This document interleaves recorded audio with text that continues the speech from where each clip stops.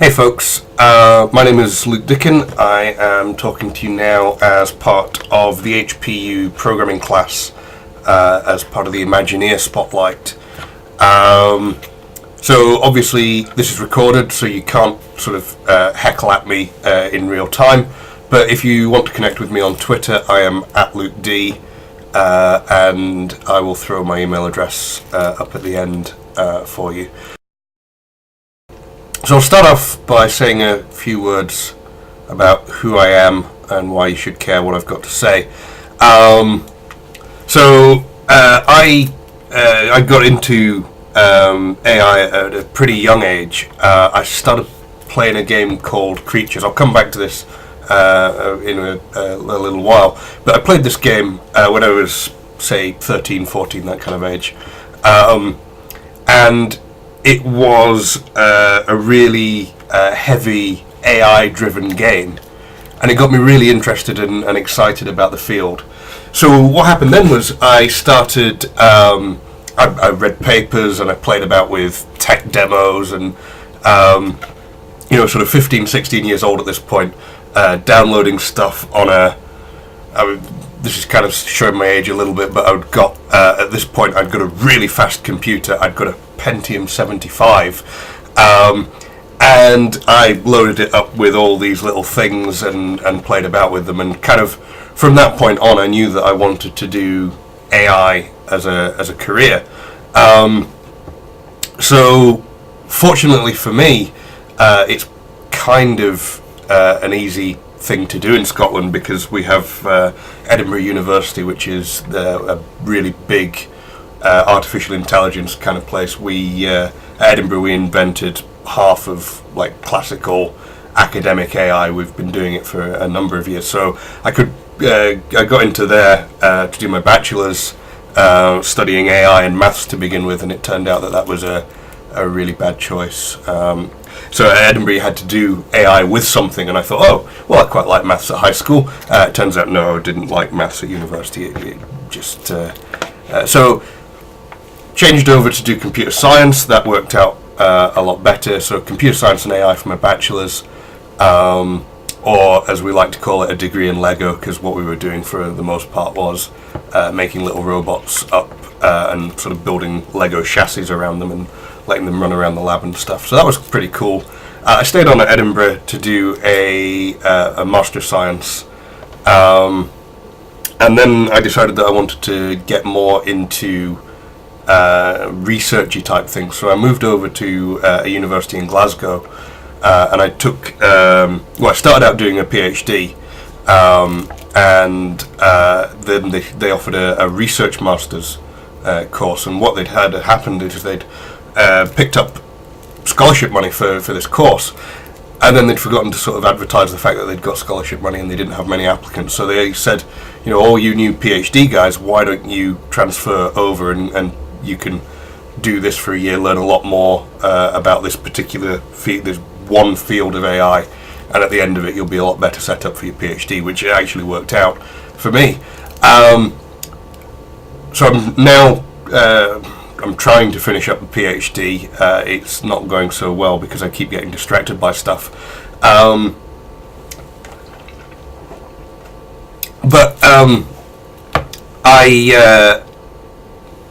sort of came out of this classical background in AI and sort of wanted to get more into games, and fortunately the supervisor I had was quite into messing about with games from a sort of scientific point of view. So the kind of things that we've been playing about with from that point of view is stuff like, I started out working with Pac-Man, and it wasn't like to make a good implementation of Pac-Man, it was to create an AI that could play Pac-Man really well.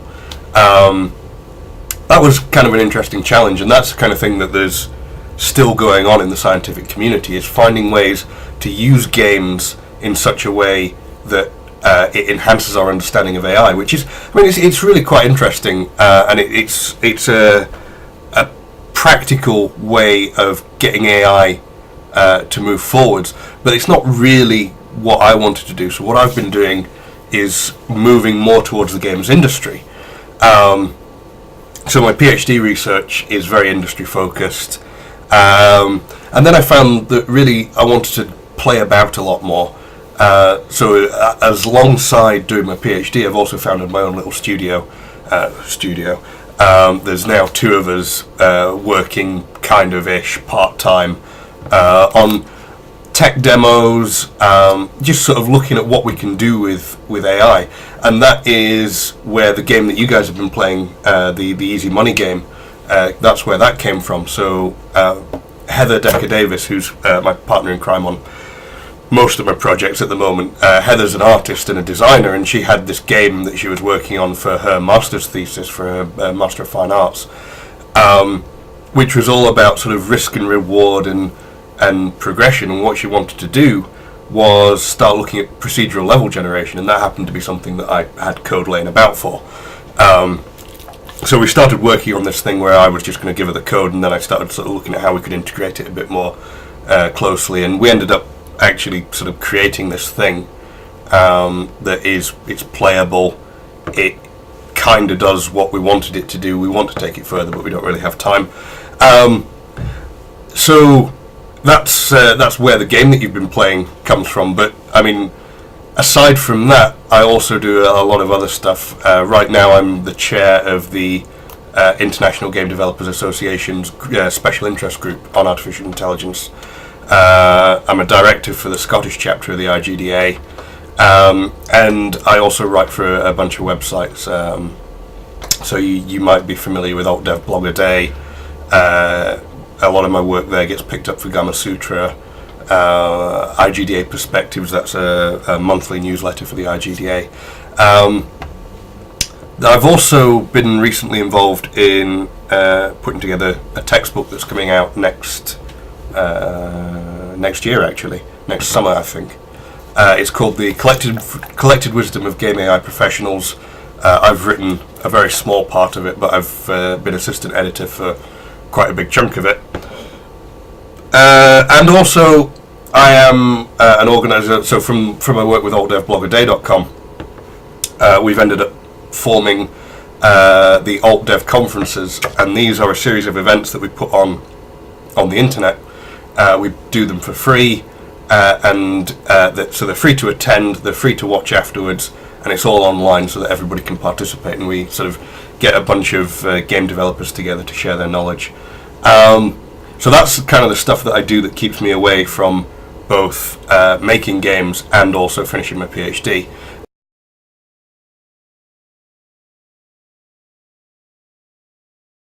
In terms of advice for aspiring designers, for people who want to get into game development, I mean, I think the way that I did it was very unusual in that I sort of became an expert in this one theoretical thing and then managed to land on my feet and start applying it to something.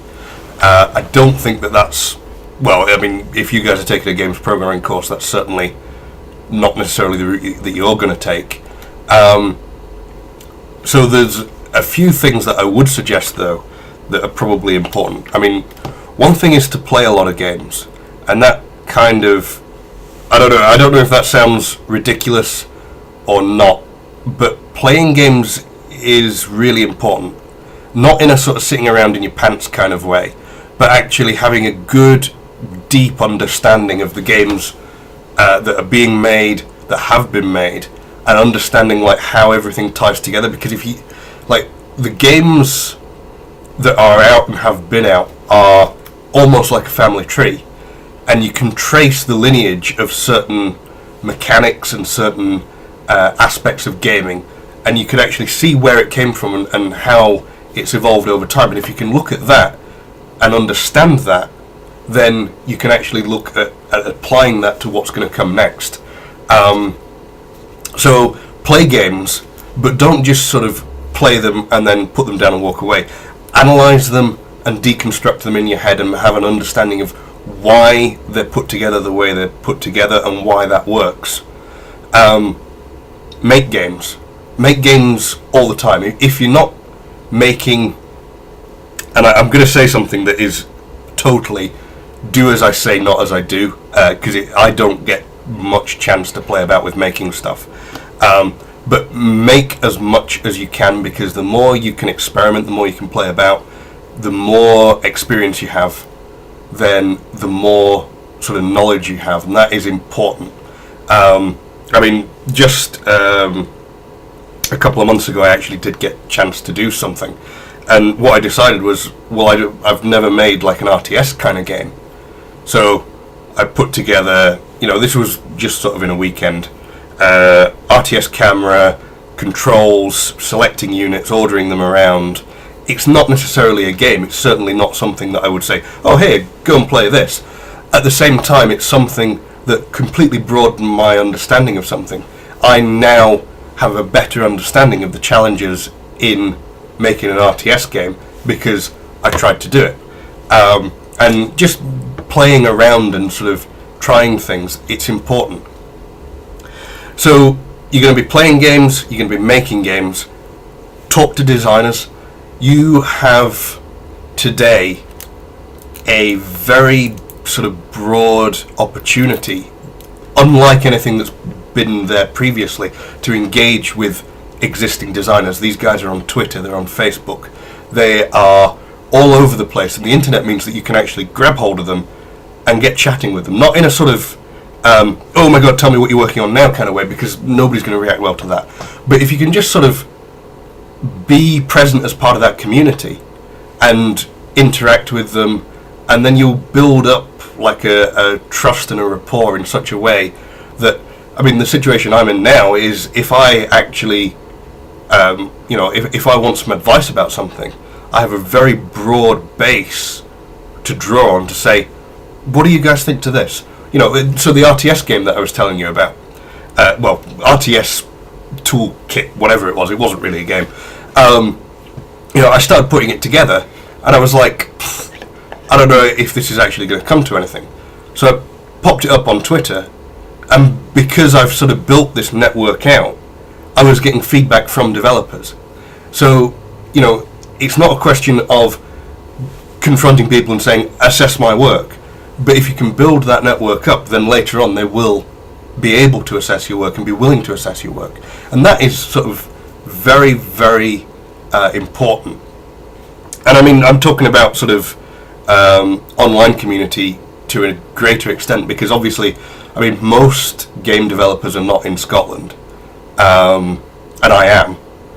And that makes it very tough for me to sort of engage with a very broad audience. And I guess you guys are probably in a similar boat, in as much as, I don't know if you guys are remote students who happen to be sort of virtually attending a university in Hawaii, or if you're actually in Hawaii, but like, I would imagine that it's very difficult for you guys, if you are there, to get sort of engagement with the broader community, because you're kind of miles and miles and miles and hours and hours and hours from where things are happening, and that is such a disconnect that the internet can help you overcome. But if you're not, and if there is a local development scene in wherever you are, get involved there as well. Get involved in sort of the global community and get involved in the local community, because that is always going to sort of help you to broaden your horizons, and broadening your horizons is really the thing.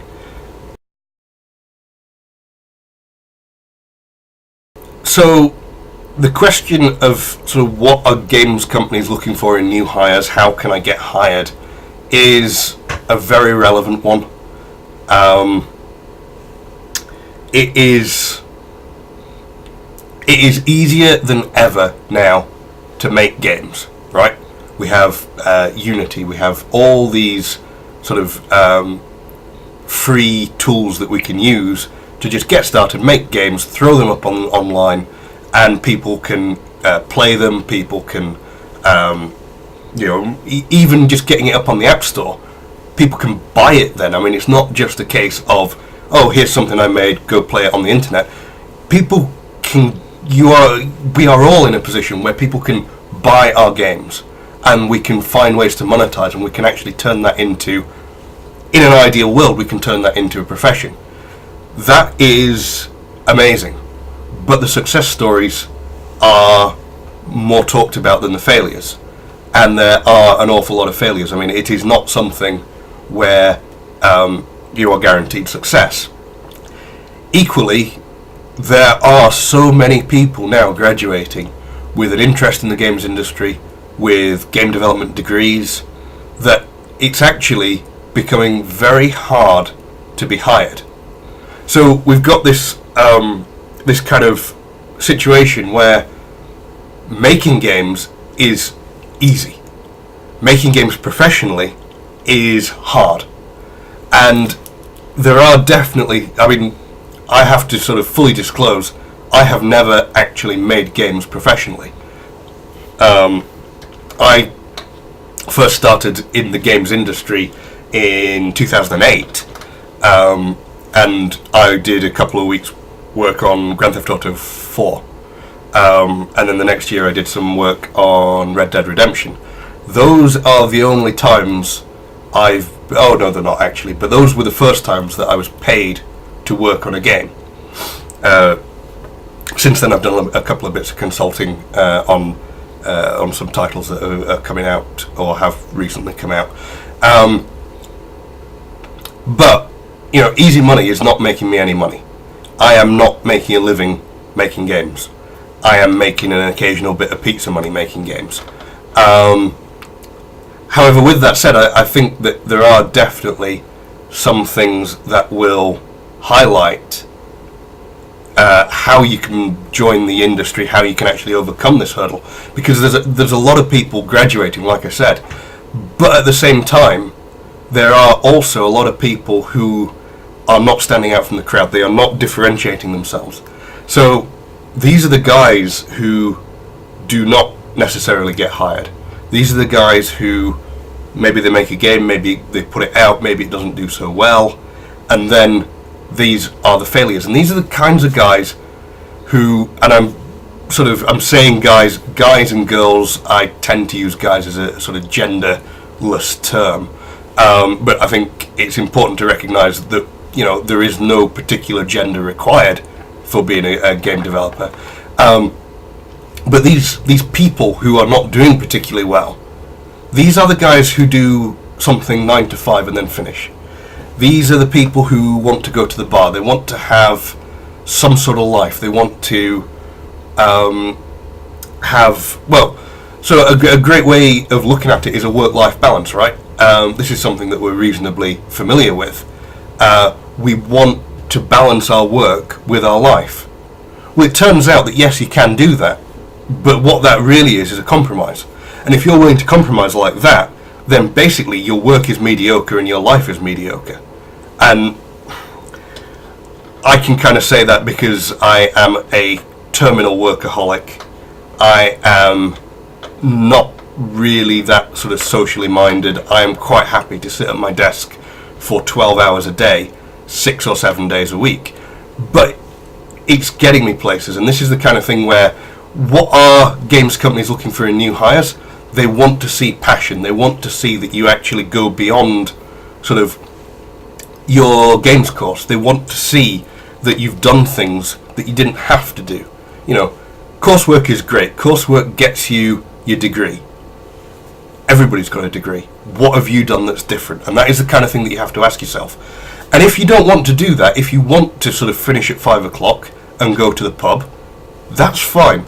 But you have to recognise that that's a choice. The choice that I've made, and it has meant that I've not made other choices and I've had to make sacrifices to do this, is that, you know, 5 o'clock rolls around, I'm still working. 10 o'clock rolls around, I'm still working. And that has made things easier for me in some respects, and it's made things a little bit harder. But at the same time, it's allowed me to differentiate myself from a lot of people.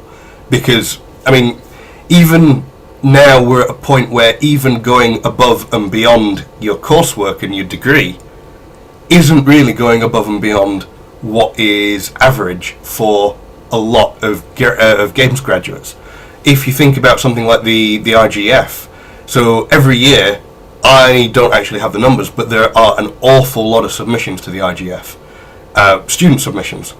These are guys who are working on projects, they're putting something together, they're going a little bit above and beyond. So even if you're working on your own project and you're putting it into the IGF, you're not differentiating yourself. Separating yourself from the crowd is the thing to do. I was really lucky. In, I guess, 2009, I attended an AI conference, and coming off the back of that, the AIGameDev.com website sent round to the conference attendees saying, well, look, this conference was great, but we would like somebody to do a write-up and maybe occasionally write for our website. And I said, yeah, sure, I can do that. I was in the right position at the right time, but I went above and beyond in that I started writing about my specialism and my views on it. So I wrote, I probably wrote for them for about 4 or 5 months and ended up getting 3 articles published off the top of my head. And things weren't really working out there. So I kind of took a break for a bit. And then Alt Dev Blog a Day came along. This is a website set up by a guy called Mike Acton. He's engine director for Insomniac. And basically he said, I want a website, and it's a WordPress site. I mean, there's nothing to it. But I want a website where anybody can turn up and write. And I'll put a schedule together that's every 15 days. Every 15 days you're supposed to write. As time has progressed, it's gotten a lot looser than that. But the idea was that we would go along, we would write an article, we would publish it, and we'd have lots of articles coming out. But for us as developers, it was a great way to sort of get our ideas out there. And writing is actually really sort of a great way of organising your own thoughts anyway. So I know that Sam's got you doing blogs about your work. It's brilliant because you have to structure your thoughts, you have to put them together. So I would really encourage you to carry on doing that, because the more you write, the more sort of able you are to structure an argument, to put it into words. And once you can get that, you're actually putting something on the internet that employers can actually go look at, and you're building up like a portfolio of thoughts. That's a great way of tackling this, because you can say, oh, well, what have I done that's different from everybody else? Well, I've written all this stuff. And that's something that a lot of people won't be doing.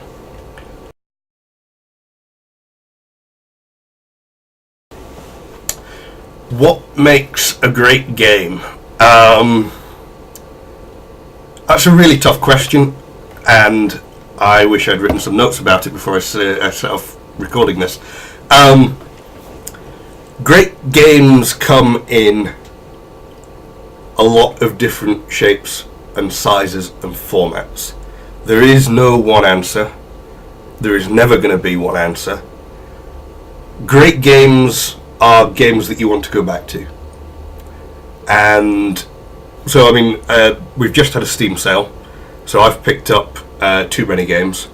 But in fact, this one I didn't actually get in the sale because it came out about an hour after the sale ended. But Super Hexagon is a brilliant game. It was brilliant on iOS, and now it's brilliant on Steam. There is nothing to Super Hexagon. I don't know, maybe you guys haven't seen it. It's, in fact, what I'll do is I'll splice into this a quick gameplay video. Begin.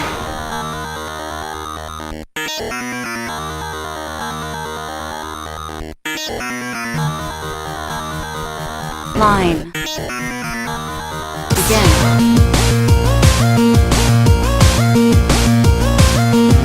Game over. Begin.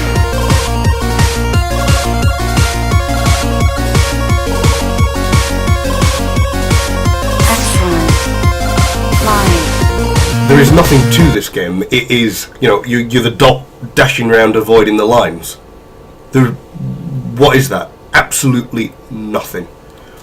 Tetris is another great example. I mean, we could talk about great games for a long time, but you're never going to find a game that has had more lasting appeal than Tetris. Tetris is about like jigsaw puzzles falling out of the sky. What's great about that from a conceptual point of view? Yeah, it works, and it works so well. But at the other end of the spectrum, I mean, we've got games like let's find something that's not particularly contentious at the moment. Dishonored. Dishonored is something that I picked up in the Steam sale.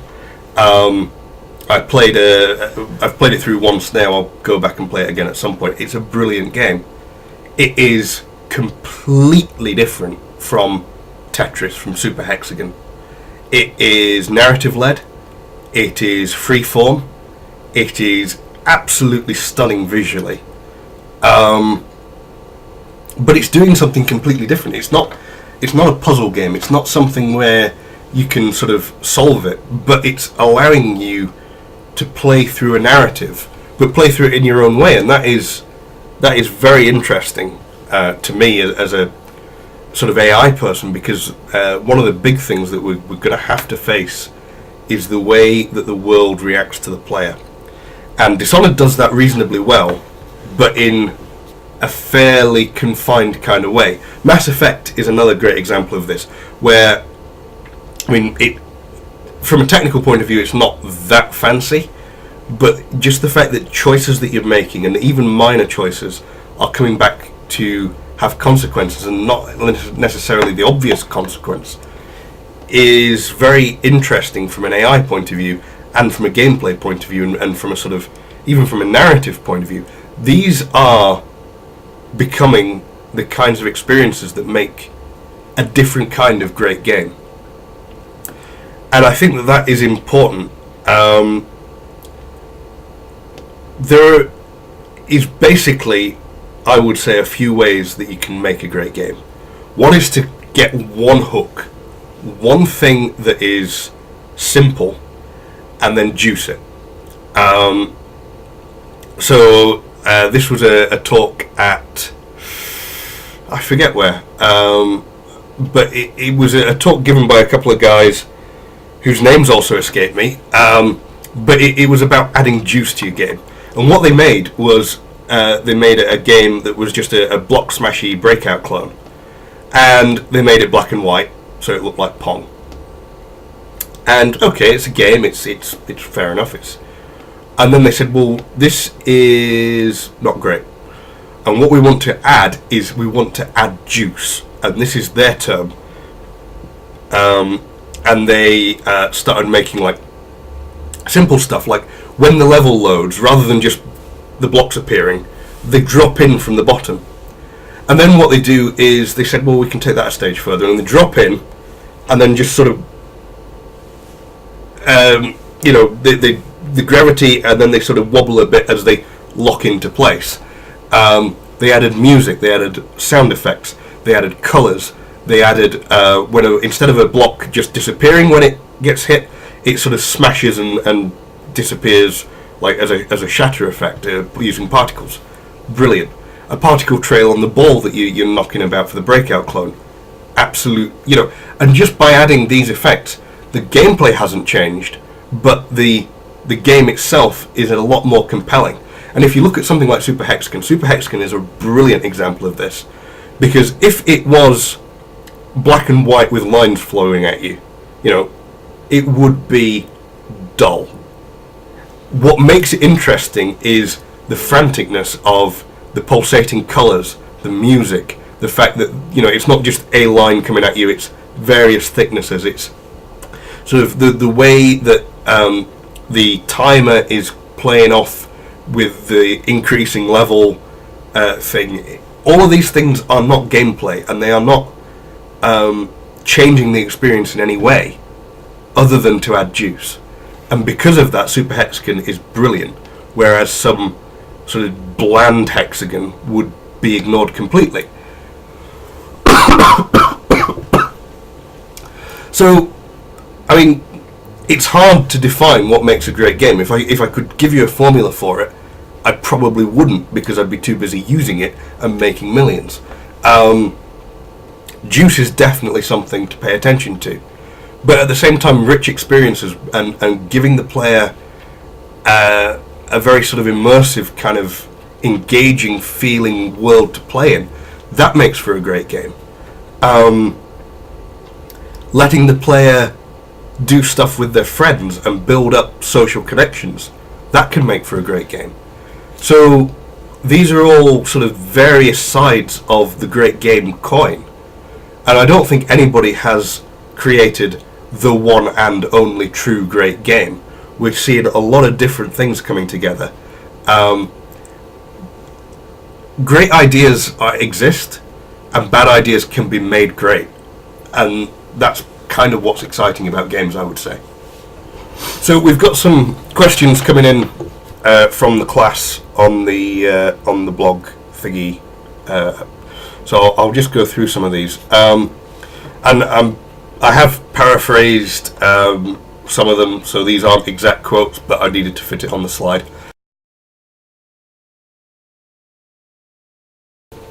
So the first one, is gameplay more important than story? Another great question. It kind of comes back to kind of the same thing as what do you think makes a great game, because there are games where gameplay is more important than story, and there are games where story is a lot more important than gameplay.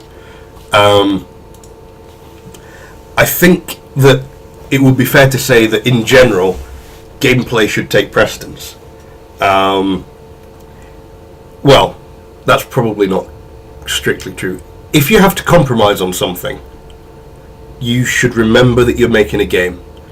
If you end up with an experience that would work equally well as a film, as a book, or a game, then what you've made is not a good game, because you're not doing something that's unique. So, based on that, gameplay is more important. However, that's not to say that you can ignore story. It's not to say that, like, no, I've lost that train of thought. So, yeah, I mean, you can tell great stories in other mediums, and you can tell great stories with this medium. But at the same time, this medium is games. So, it's very important to bear that in mind. So I would say that gameplay probably is more important, but at the same time, like, what's a good example of somewhere where the story, it's more story-led? I mean, Final Fantasy is probably a good example. Metal Gear Solid would also be another one. I mean, Metal Gear Solid, honestly, at this point, it's turning into, like, instead of it being game with cutscenes, it's cutscenes interspersed by games. I don't think that that's necessarily the right way to go with it. I mean, it's selling well, people like the franchise, that's brilliant. By all means continue to do that, but I would argue that if you're doing that, probably what you're creating isn't necessarily a game so much as some sort of transmedia experience. Dear Esther is another good example of this. It's a game that doesn't really have any gameplay to it at all. So you start off as a guy on an island, and as you wander around the island, you sort of see flashes of the story, the narrated to you. And it's a very sort of, honestly, it's kind of an ambiguous story, partly because you don't hear all the pieces. You hear a fairly, you hear a subset. I don't exactly know how it works, whether it's random or what, but you do hear a subset of the full audio dialogue. And from that, you start to piece together what's happened. It's not a game. So, a couple of, I don't know what it must have been at some point anyway. Sid Meier defined a game as a series of interesting choices. And in Dear Esther, there are no choices. You are more or less on rails, wandering around this island, getting told about a story. There's no choice. And that means it's not a game. To me, anyway. I mean, to me, and based on the definition that is provided, it's not a game to Sid Meier. And I think that is important, because that is a situation where story has come to the fore and gameplay has taken a back seat. And people rave about Dear Esther, but is it a game or is it something else? and I would argue that it's something else. Now, it has game-like qualities, and there's no reason to say that that's not something to aspire to, to making the next Dear Esther. But I don't personally.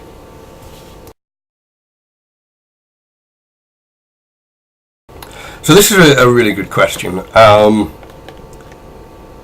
So is it important to focus on a campaign that ends, or to look at longevity, repeatable endgame content? I like this question a lot. And in the original question, I mean, like I said, I've shortened these down a bit and rephrased them slightly. But in the original question, I mean, for the second one, World of Warcraft was cited as an example.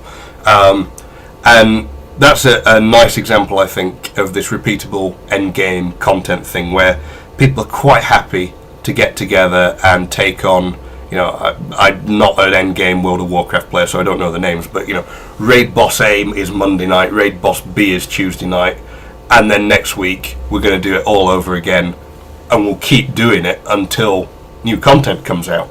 And it's not for me, but it's interesting in its own way. Campaigns that end are also interesting. So this one could get a little bit contentious. I'll warn you now. One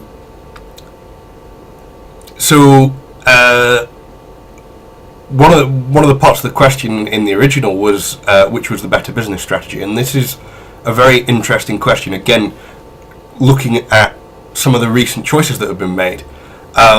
So yesterday, day before, the Mass Effect 3 Omega downloadable content came out.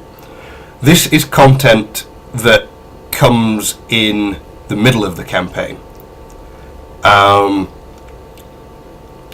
So what they've ended up with is a situation where they have a campaign that ends, and then they want to release more content for it, but they can't because the story that they're telling is over. So the way that they do that, and the way, Mass Effect has always done this, is that at the end of the game, you roll back to a save point before the last set of choices, which puts you in a position where you can do side missions and you can carry on playing with your character, but you're doing it in a world where we all agree that the ending hasn't happened yet. And that is what we have to do for this Omega DLC, is assume that the ending hasn't happened yet, that you don't know how the story is going to end up. I don't think that that's a particularly great approach to this, because these guys are trying to have it both ways. What they want is a campaign that ends, and then they want to have a business model that forces not forces, but it invites players to take on further content. That is a brilliant way of doing things. It's the standard way of doing things. But when you have a campaign that comes to a complete stop, you cannot do that, because you cannot ask your players to unlearn things that they've learnt. And you can't ask them to, in their head, go back and sort of unwind the choices that they've made in a game like that. So if you have a campaign that ends, you have to end the game there. If you want to put out DLC, if you want to go that way, so I believe that Dragon Age did it this way, which is you take one of the characters and you tell some of their backstory, and they become a playable character in the DLC. Now for Mass Effect, that's less of an option, because at this point the character is so sort of customized, and the player's bond is to their version of Shepard. So a DLC that took them out of that would be less value to people. I personally don't like the World of Warcraft model. I don't like this thing where I can repeatedly do the same thing over and over. I like worlds that evolve. And again, this is partly because of my AI roots. I do not like the wooden feeling of games like World of Warcraft, like Rift. If I go and exterminate a tribe of goblins, in 20 minutes they should not be there again. because for me, I've changed the world.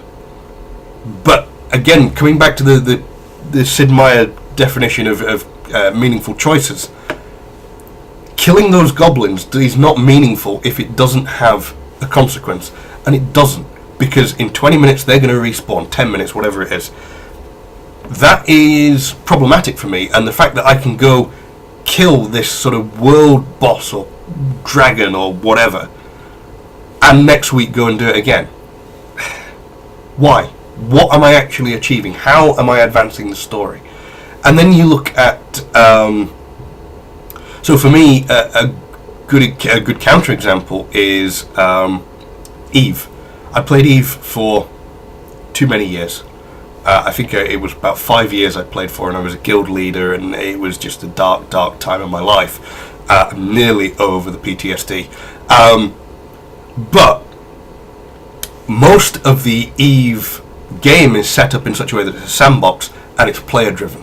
So things that are happening are actually reshaping the world around the players. Those choices that they're making are meaningful. If they choose to do X, Y, and Z in a PvP setting, then that actually is advancing their cause. PlanetSide 2. It's a new free-to-play game from Sony. Brilliant. It has this metagame component where you're taking over continents in a first-person shooter kind of way. So your actions are actually having a broader impact on the world, and that makes them very much a great match for this repeatable endgame content, because I don't think PlanetSide 2 has any sort of end game per se. You can unlock more advanced stuff, and once you get more advanced stuff, then you can start sort of making a bigger impact. But it is repeatable. I mean, you can go and assault this particular piece of land over and over and over. Some days you'll capture it, some days you won't, and that's having a broader impact on your faction as a whole, and that's quite interesting. But I mean, for me personally, I want the story, and I want the story to end. And I know that doesn't really match up with what I was saying about gameplay versus story. I like story in games. I don't think it should be the driving force, or I think that you can have it be a symbiotic relationship between gameplay and story. But I want there to be story in my games, and I want there to be conclusions to my games. And I don't like it when there aren't.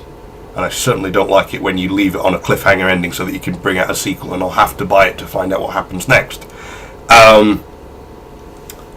But, I mean, they are both valid ways of doing things, and they will appeal to different demographics. So from a business case, provided you match up your gameplay, provided you make it all actually mesh together, both are very good examples of what can happen. World of Warcraft gets away with it because people are getting social experiences, and they are also wanting the loot. So a group of, I don't know how big a raid is, I think it's 40 people, or it used to be, I don't know. But you know, all the hunters in that group want the bow that the dragon drops. So this week, player A gets it. Well, player A was helped by player B this week, so next week, because of the social dynamics in that game, he's quite happy to help out player B, because next time player B will get that bow.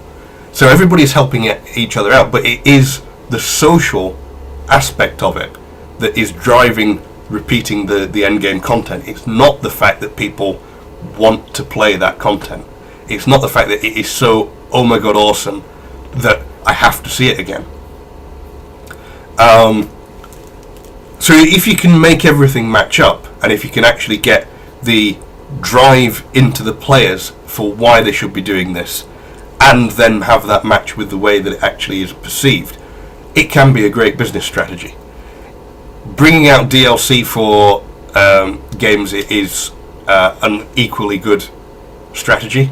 So I mean, you can tell your story, have it end, and then follow it up with a sequel, or do a DLC, or tell a backstory through DLC. That's perfectly acceptable. Looking at Dishonored, the one thing, there's a couple of things that I would say Dishonored did wrong. But from a business case point of view, One thing that is definitely wrong about Dishonored is the way that they do the conclusions. And they have a system, I don't know, you guys maybe know this, you've maybe played it, but they have a system of chaos. And the more chaos you're causing as you play through determines which ending you get. As well as different choice points making different impacts on the sort of final narrative. But what they do is they give you a narrative that kind of wraps the entire world up in a bow.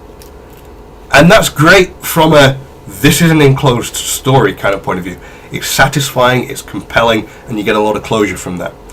At the same time, there is no scope to bring back any of those characters because they have now finished their story. So that the main guy is a guy called Corvo. You have an ending to Corvo. You have the beginning, you have the end, and there is very little scope for doing anything else with that character now. From a business point of view, I don't know what their plans are. I would be hesitant to do that personally, because I mean you've got a game now that is getting rave reviews. It's up for Game of the Year in a number of different awards, and yet they are in a position where they cannot release a sequel and maintain those characters. So they can use the IP, they can use the world that they've created, they can tell a new story inside that world, but they cannot have those touchstones directly back. And in a way, I mean, that's why Halo's been quite successful. Halo was set up to be a trilogy originally, and you got the ending to the trilogy where Master Chief is adrift in space. Brilliant. I mean, you have a Master Chief adrift in space, assumed dead, memorial to Master Chief in the closing scenes. You know he's not dead, but you kind of get the feeling that missing in action, he's never coming back, sort of thing.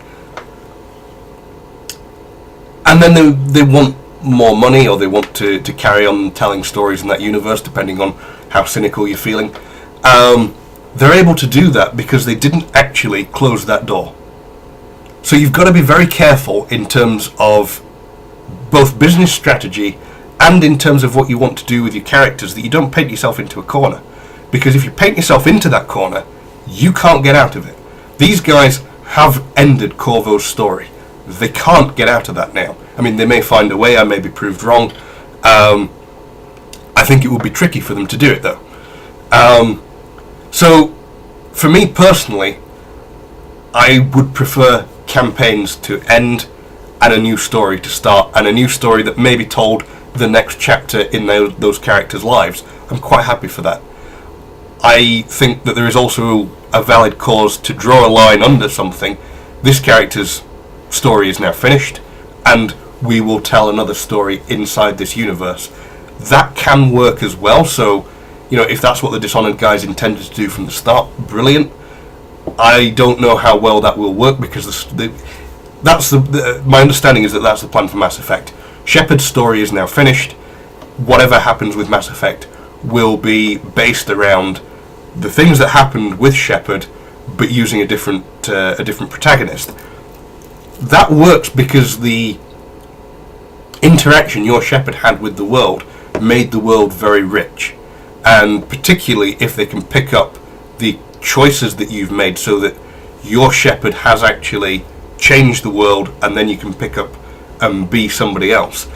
That's interesting. I don't see how they can do that with Dishonored though so well. So we'll see what happens. I mean, I'm focusing on like maybe 3 examples of different ways of approaching this. Partly because those are things that are sort of on my mind at the moment, and partly because I do think that they're good examples. Business-wise, you can do what you want, provided you get everything matching up and actually gelling together. There are good examples where it's worked in every case. In terms of what I want my stories to end. So, okay, I'm going to stop rambling on this one and move on to the next question.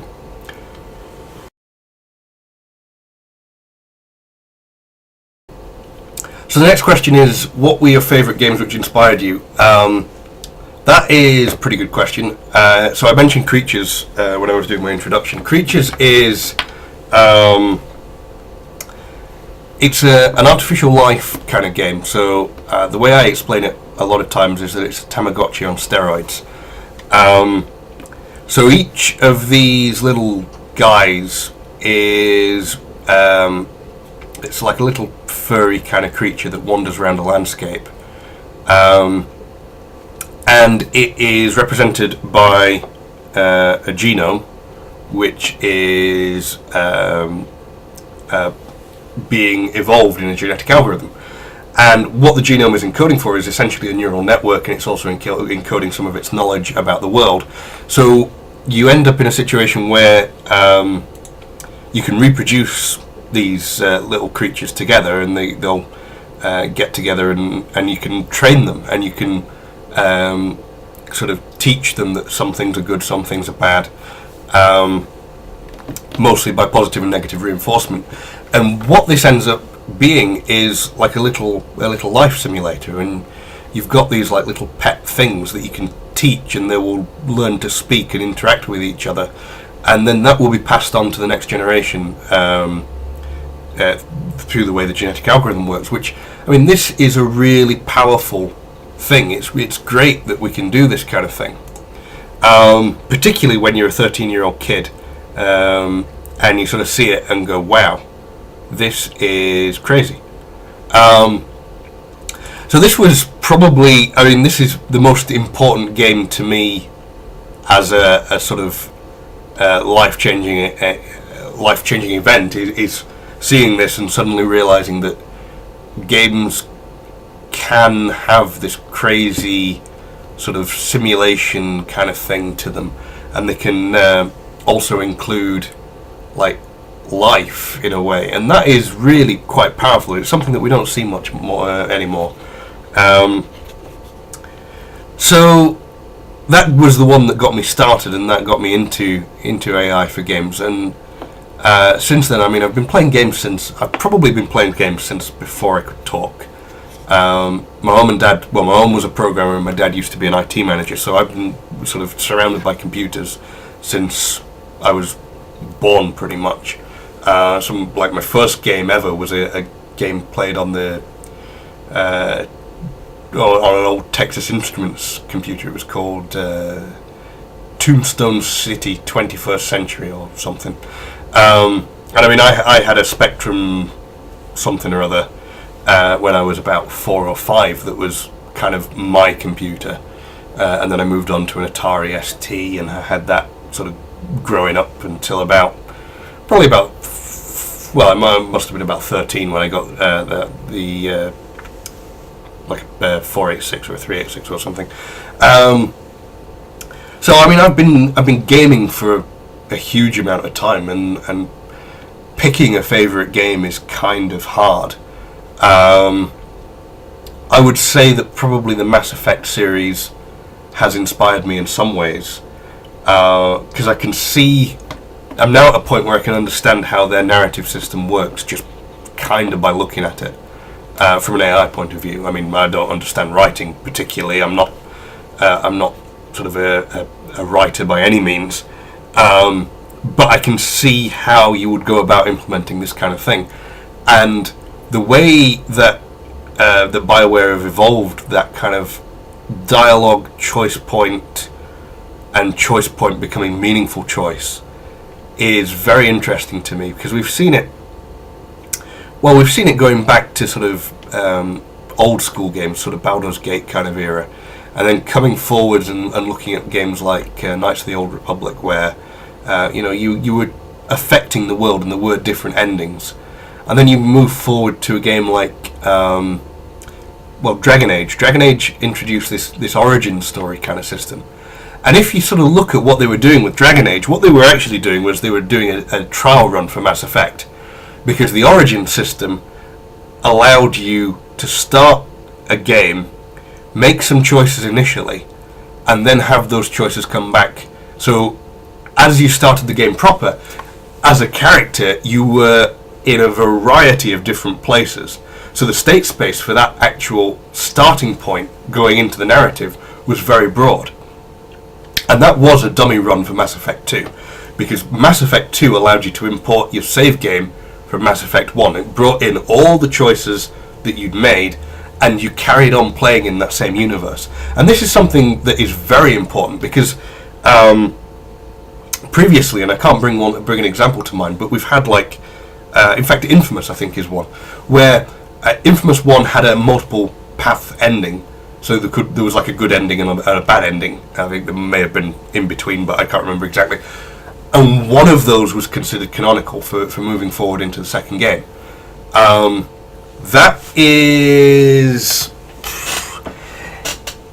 acceptable in some ways, but it does mean that the choice that you're offering your players, again, in the very long term now, isn't meaningful. Because if they choose the wrong way of doing it, you are back now to a point where they might as well have not made a choice, because you're forcing them down a path. Mass Effect was the first time, at least the first time I'm aware of, that the choices that we'd made could be meaningful across games, and that is quite a big step forwards.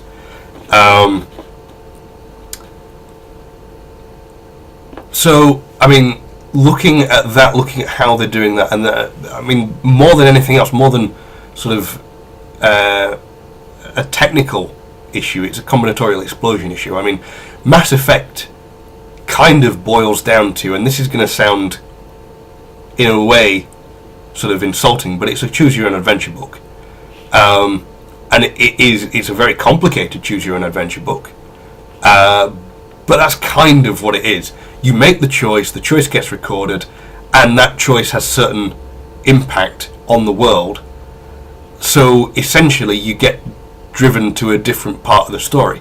So it's a very high dimensional state space that you're working in, but it is effectively branching path and just a branching narrative through the story.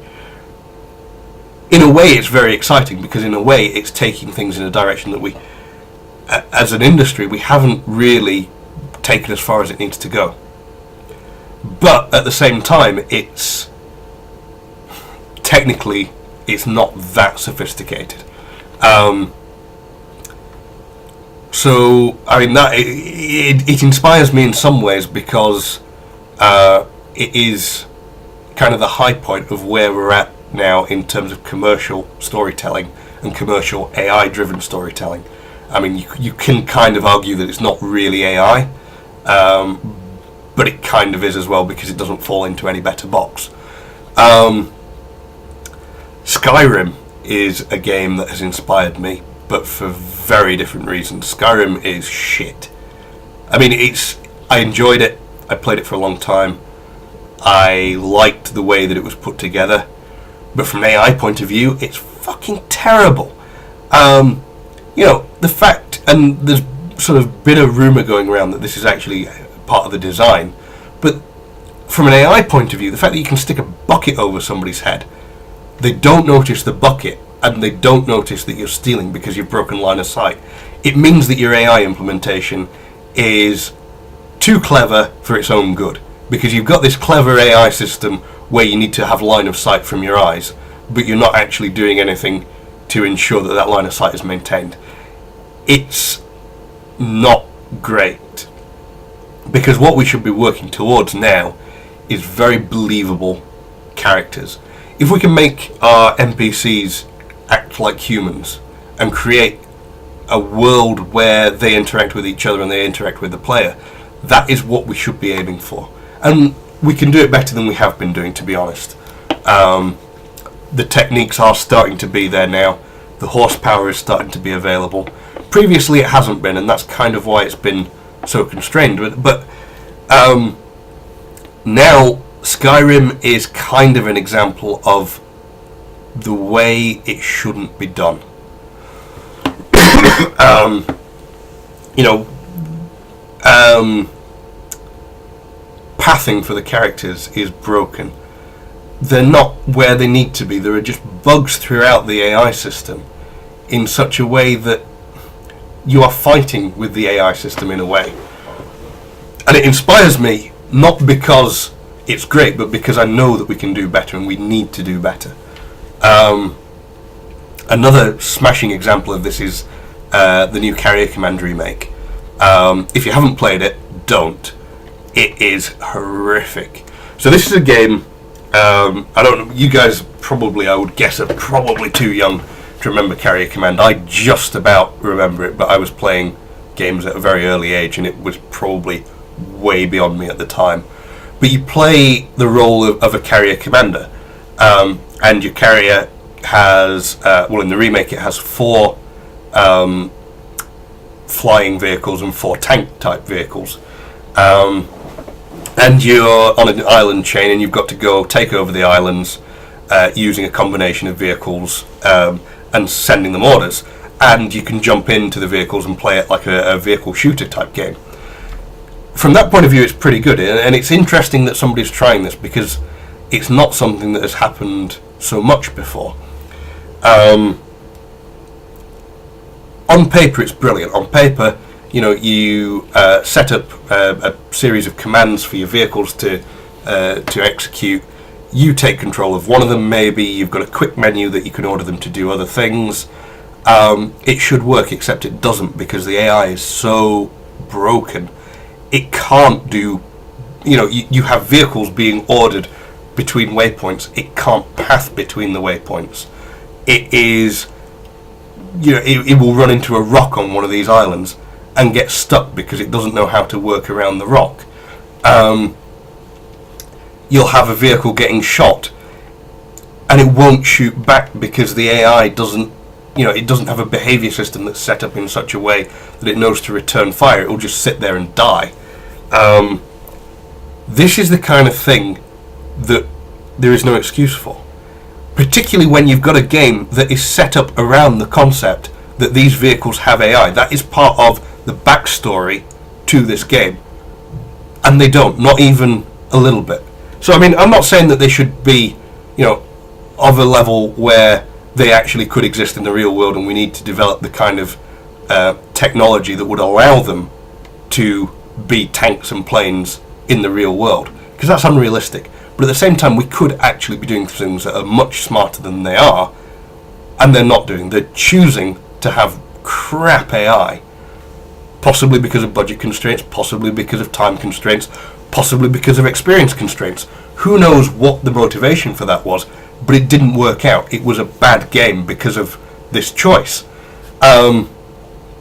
So, I mean, it's easy for me to sort of be inspired by negative examples. I think that is very much a specific thing with AI, in that we are at a point now where AI is frustrating.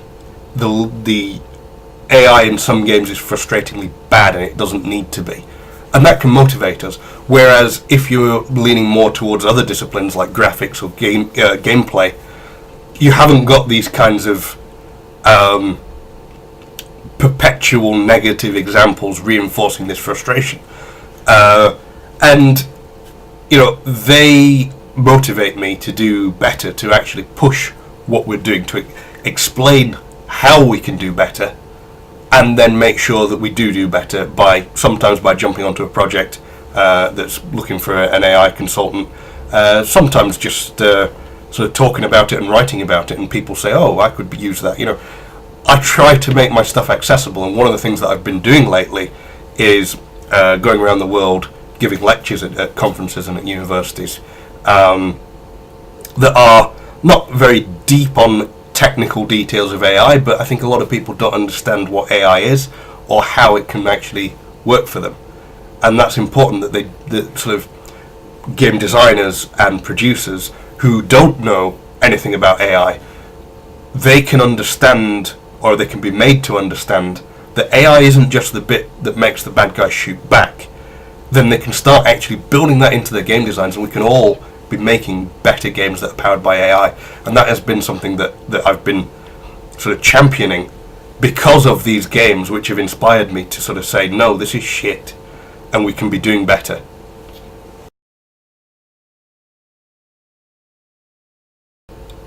So the next question is, as the AI in your games becomes more complex, do you find a need to make other changes to make it more accessible? And again, this is one that I've heavily paraphrased. I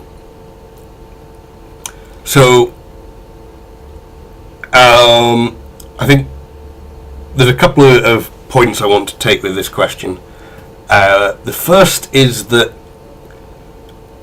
I suspect that what we're talking about here is more enemy AI. So as enemies become smarter, do we need to sort of dumb the game down in some respects so that people can continue to play it? And I think that is a really insightful question in some ways, because you would need to.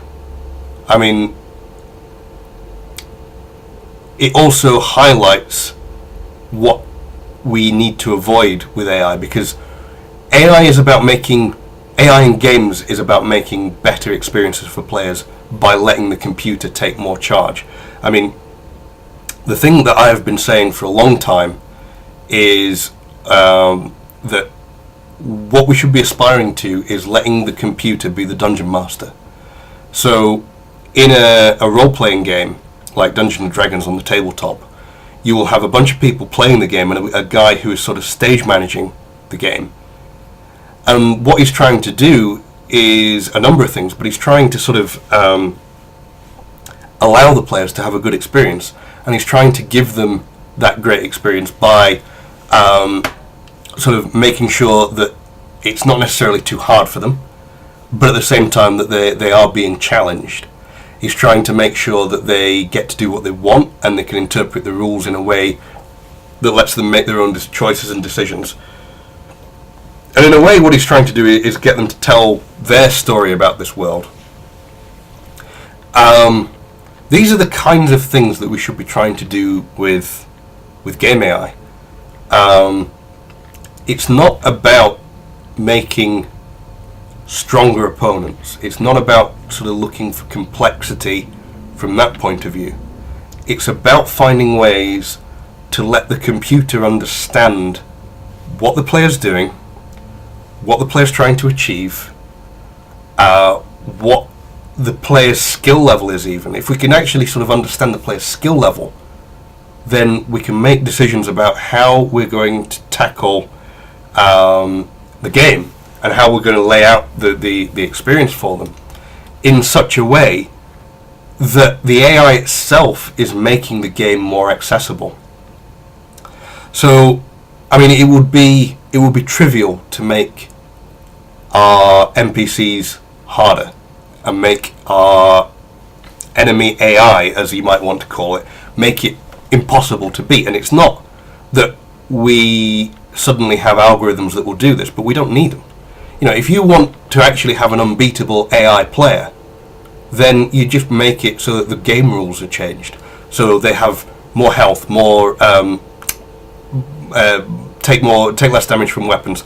Their weapons hit harder. You know, all these things that we consider to be cheating, and we have seen games do incredibly, to an extent, incredibly in sort of the RTS genre, where maybe the fog of war didn't apply to the AI player, or it was pretty clear that they had significantly more resources available.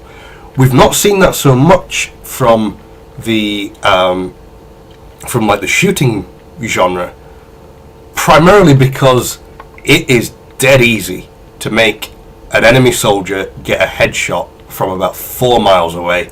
You know, he can shoot you because he knows you're about to come out that door, and even within the game rules, he can be pointing in the right direction because he knows exactly where you are. As soon as he sees you come out the door, bang, you're dead.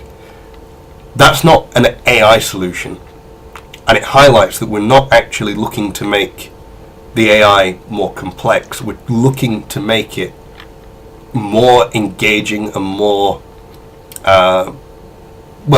we're trying to make the game more accessible through AI, because what we would ideally like, and it kind of comes back to this sort of aspirational where is AI going kind of thing. I would like to make AI soldiers that act like soldiers, and I would like to be able to create an experience where it's not that the player has a suspension of disbelief, but that the player doesn't need a suspension of disbelief.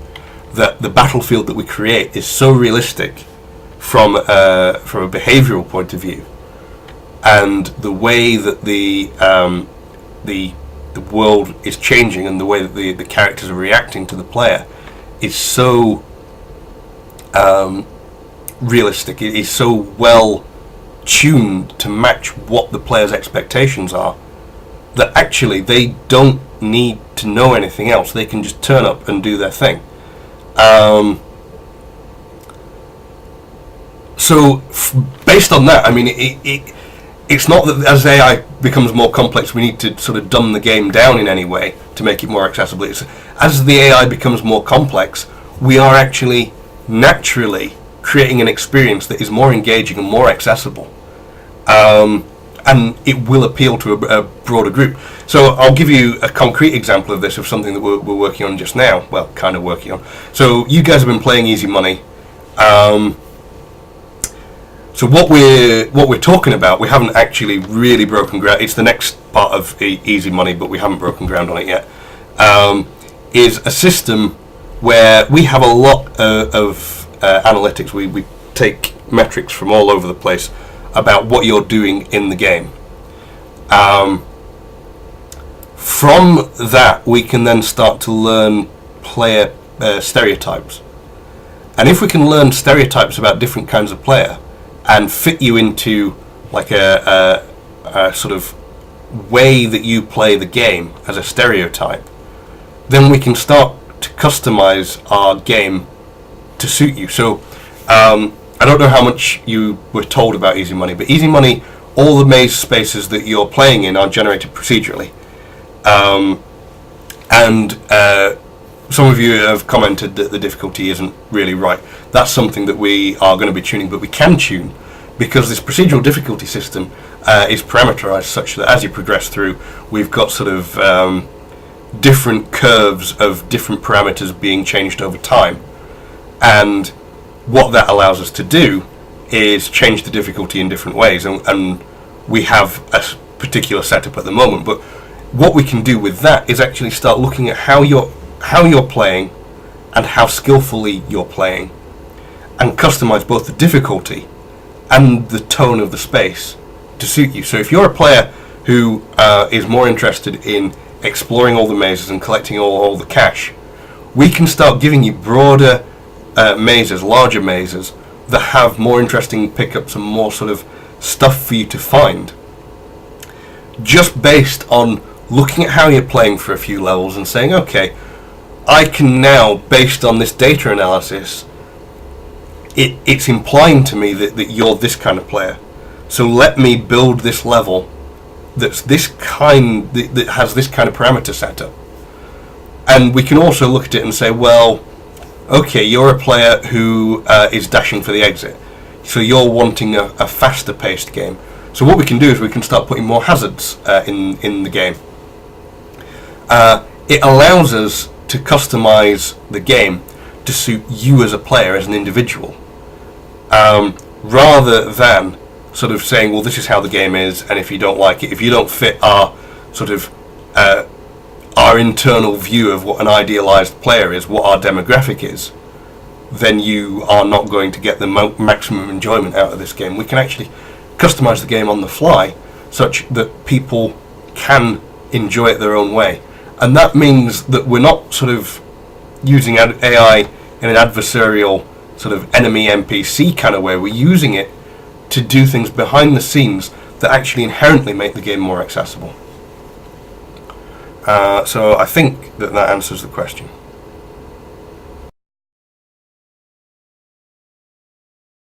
The last question I have here is, will your next game be totally different from previous games? Will it be similar, or do you not care either way? And this is another really interesting question, because what it kind of comes down to is how you define similarity. What was interesting to me was last year I got to attend an interview with Will Wright, and Will Wright is a fascinating guy,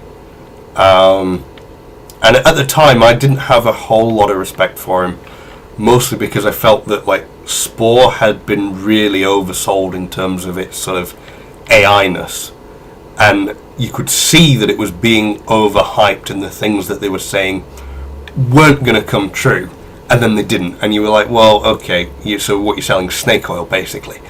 But what was really interesting, and why I've ended up kind of doing a 180 on Will Wright, is he has had a career that has put together. Looking back, it's almost like destiny. So his first game in the 80s was a game called Raid on Bungling Bay. And what this was a game where you played like an attack helicopter, and it was top down. You buzzed around destroying stuff. You were sort of invading these islands, and dependent on what you destroyed, it was sort of quite a good simulated environment, where like if you destroyed the factory, then in later levels there'd be less tanks, that kind of thing. So you were sort of implicitly undermining the enemy's infrastructure. And he'd got a really good level editor for this, for putting the sort of city together on this island, and wiring up all the infrastructure of what went where. And his first game did alright, and he carried on playing about with this level editor, and he was quite into urban planning. So he sort of thought about it and polished it up a little bit, and he put this level editor out as a game that he thought would, put it out there, it might be of interest to somebody, urban planners might want to play about with it, that kind of thing. And it took off in a big way, and it was called SimCity. And then from there, he sort of moved on to look at, I can't remember exactly what was next, what order they came in, but then he was looking at farms and how farms were put together. And again, it's infrastructure, it's kind of not urban planning now, but it's almost like rural planning. So he went from there to this sort of rural planning kind of way of looking at things. And then at some point he did a very microscopic view of the world and started looking at, right, okay, well, what's happening in an ant colony, and we got Sim Ant out of that. What's happening in a tower block, and we got Sim Tower, which was a bit more of a sort of fuzzy kind of gamified thing. But then, he'd got this level editor that was creating, by this point it was creating 3D environments. SimCopter let you fly around those 3D environments, doing stuff like putting out fires, which, the fire mechanic was already there from SimCity.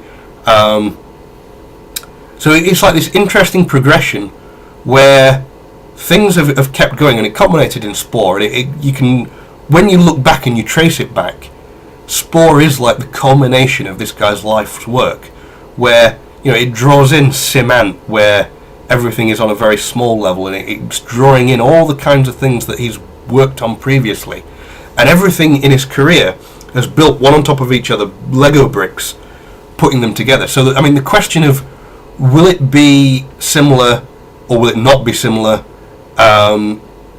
is yes, because in a lot of ways probably what I'm going to do next is going to be similar, or you will be able, when you look back, to see how you trace things together, and this is something that I would suggest that you guys do as well. I am good at AI. I am not good at a lot of other things. It would not make sense for me now to sit down and say, okay, I'm going to make this narrative driven thing, because I don't understand narrative. I understand AI, so my next game is going to be AI driven. Is it going to be casual? Is it going to be social? Is it going to be sort of a top-down maze game? Don't know. But it will have elements of things that I've learnt from Easy Money. And when you look back and compare the two, you will be able to trace that lineage. Because otherwise, what's the point? What's the point in sort of making another game and having it be completely different? If you look at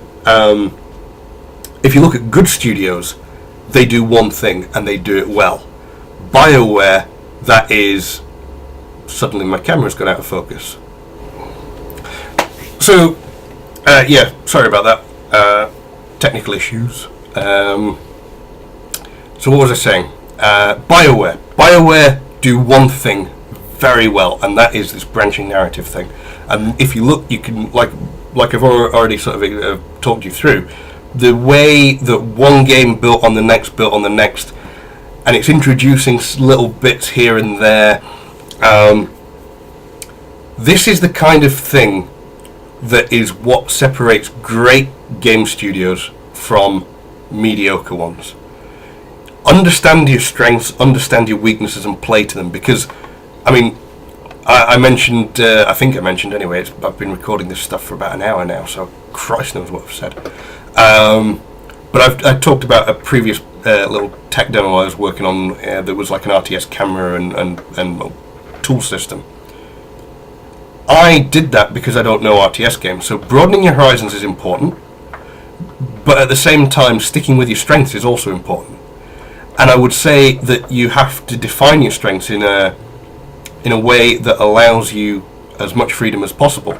Now, Fifth Cell is a pretty good example of not necessarily doing it wrong, but doing it weird.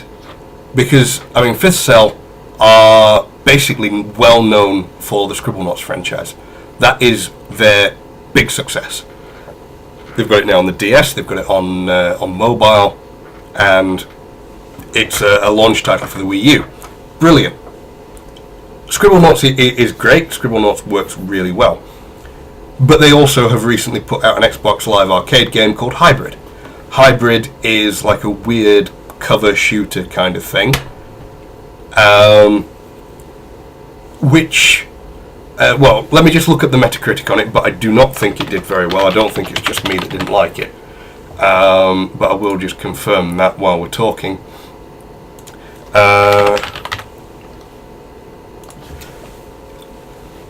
Okay, so it got a 73 on Metacritic, which isn't terrible, but it's not great.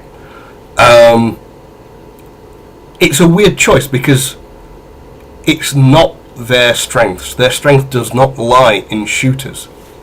So, I mean, maybe it's setting up and developing a strength in shooters. I don't know. I can't.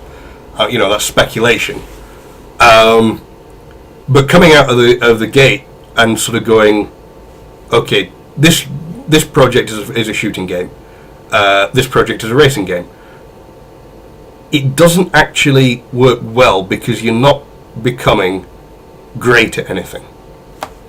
There will always be a market somewhere for mediocre games.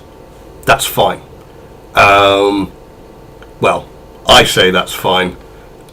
Some people might disagree, but I mean, you can make money. You can't make a lot of money, and the way that the AA kind of titles work is going to change over time. It's not going to be boxed releases. It's not going to be the same kind of also ran stuff coming out of the publisher, but there will always be a path to market for games that aren't very good but are good enough. But at the same time, if you actually want to play to your strengths, find out what your strengths are and then do it. And for me, that's AI. So my next game will be heavily AI driven, and it will be based on the lessons that I've learned from Easy Money. It will be based on stuff that I've learned from other projects. Because if you're not using, if you're sort of, let's say you work on two projects and you sort of become 50% good at racing games and you become 50% good at shooting games, unless you can combine those two, you will only be ever working on a game where you are 50% good. Why not specialize? Why not say, this is the kind of game we make, we are going to continue to make this kind of game, and we are going to become 100% good at it, because that's where our resources are going to go. And like I say, for me that is AI. So whatever I work on will always have strong AI, and it will have AI as a very much a core concept. So I would suggest that is probably something that you should be looking at too. And on that note, I believe that is all the questions.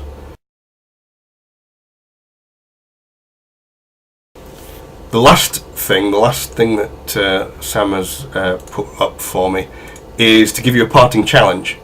And I'm going to sort of take what I've said and turn it around a bit, because what I find is quite interesting is something that came up at GDC this past year. And this was a point raised by a guy called Stefan Burra. And Stefan is he's probably one of the most sort of high profile of a new breed of game developer that is. AI has previously been about programming, and it's been about implementation, and it's been a lot of an afterthought. It's been, oh well, airy fairy, this is what the enemy driver needs to do, make it do it. Or the enemy soldier, or the enemy whatever. Stefan is what we're now starting to refer to as an AI designer, and these are the guys who are actually incorporating AI into the game design rather than leaving it as a sort of afterthought for the programmers. That's great because it puts AI as a more central thing, and it makes it actually have a much better role in what's happening. That's what has to happen. That is the next big thing. But what Stefan said is, we have all these games now that are new genres. We have we have physics now is at a point where we're now making games that are physics games, that are simulated environments, that are the gameplay is based around physical interactions. And Stefan's question was, where are the AI games? Where is the genre of games where the core gameplay is based around mechanics of AI? And it's something that I'm playing about with in my spare time. Not that I have much of that. So I'm working on some ideas for this, because I do think it's a very important question. But what I would like to leave as sort of this parting challenge for you guys is to think hard about what you would say an AI game looks like. Because if you can start thinking about it, thinking about AI in those terms, but also thinking about games in that way, where, what does it mean for a game to be in the genre of AI? Then I think you'll be making stronger games anyway, because it's kind of like building up your deconstruction skill set, which we talked about right back at the beginning. So that's everything I have to tell you. I suspect that by the time I've edited this down, it's still going to be massive. So I hope that you've paid attention, and if you haven't, I hope that you've at least got a couple of things out of it before you've tuned out completely. So feel free to get in touch with me. Sam has my contact details. I'll certainly be trying to keep an eye on the course website. If you have any questions, I would love to hear your feedback on Easy Money. I know a few of you have already written posts, and I'll try to respond personally to everyone if you tell me about them. And yeah, feel free to get in touch. And that's everything I have for you. Thank you very much.